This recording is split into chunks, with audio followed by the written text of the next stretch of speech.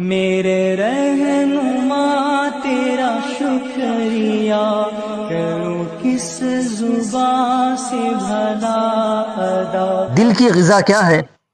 انسان کے جسم کے لیے اللہ تعالی نے غذا بنائی ہے۔ اگر انسان وہ غذا نہ کھائے تو بدن کمزور ہو جاتا ہے، بدن اعمال کرنے کے قابل نہیں رہتا۔ اسی طرح دل کی بھی غذا ہے، اور وہ ہے کہ نیکی کا کام کرنا، اللہ والوں کی مجلس، اللہ کا ذکر، یہ سب دل کی غذا ہے۔ اللہ کے نبی صلی اللہ علیہ وسلم کا فرمان ہے، لِكُلِّ شَيْءٍ سِقَالَةٌ، ہر چیز کے لیے ایک صفائی ہوتی ہے۔ جیسے جوتوں کی پالش کی جاتی ہے تو جوتا بالکل چمک اٹھتا ہے، اسی طرح لوہے کی پالش ہوتی ہے، لوہا چمک اٹھتا ہے۔ اسی طرح کپڑے کی پالش صابن سے ہے، اگر کپڑا اس سے دھو دیا جائے تو صاف اور اجلا ہو جاتا ہے۔ اسی طرح فرمایا، لِكُلِّ شَيْءٍ سِقَالَةٌ وَسِقَالَةُ الْقُلُوبِ ذِكْرُ اللَّهِ، ہر چیز کے لیے پالش ہوتی ہے، دل کی پالش اللہ کی یاد ہے۔ پر جو انسان اللہ اللہ کرتا ہے، اللہ کی یاد میں لگا رہتا ہے، اس کا سیاہ دل صاف ہو جاتا ہے، گناہوں کے اثرات ختم ہو جاتے ہیں۔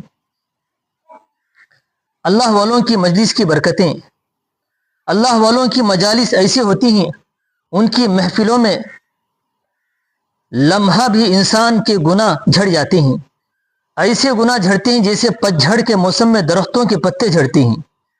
اللہ کے ذکر سے دلوں کی سختی دور ہوتی ہے، مردہ دل زندہ ہو جاتے ہیں۔ اللہ کے نبی صلی اللہ علیہ وسلم کا ارشاد ہے، ان اللہ لا ينظر الى صورکم واموالکم ولکن ينظر الى قلوبکم واعمالکم، بے شک اللہ تعالیٰ نہیں دیکھتے تمہاری شکل و صورت کو، اور نہیں دیکھتے تمہارے مال و پیسے کو، بلکہ وہ دیکھتے ہی تمہارے دلوں کو، تمہارے اعمال کو۔ حضرت بلال حبشی رضی اللہ تعالیٰ عنہ کا رنگ کالا، ہونٹ موٹے، دانت لمبے، مگر اللہ کے ہاں اتنے مقبول تھے، رسول اللہ صلی اللہ علیہ وسلم عرش پر جاتے تو جنت میں کسی کے قدموں کی آواز سنتے تھے۔ پوچھا کہ جبرائیل، یہ کس کے قدموں کی آواز ہے؟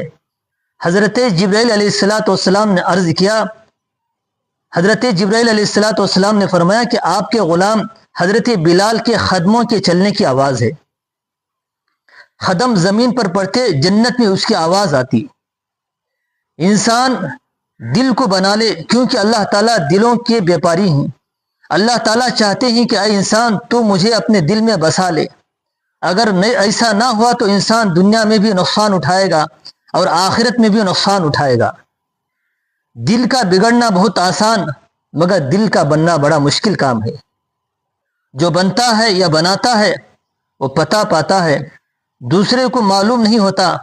انسان جس راستے پر چلتا ہے اس راستے کے اس ذرات بھی نظر آتے ہیں، اسے اس کے ذرات بھی نظر آتے ہیں۔ جس راستے پر نہیں چلتا اس راستے کے اس کو پہاڑ بھی نظر نہیں آتے۔ جو بنے والے راستے پر چلے ہی نہیں، اس کو کیا معلوم اس راستے پر کتنی محنت کرنی پڑتی ہے۔ نبی کریم صلی اللہ علیہ وسلم کی نظر صحابہ اکرام رضی اللہ تعالیٰ عنہم شروع میں کفر و شرک کے گناہوں میں ڈوبے ہوئے تھے، نبی کریم صلی اللہ علیہ وسلم کی خدمت میں آئے۔ نبی کریم صلی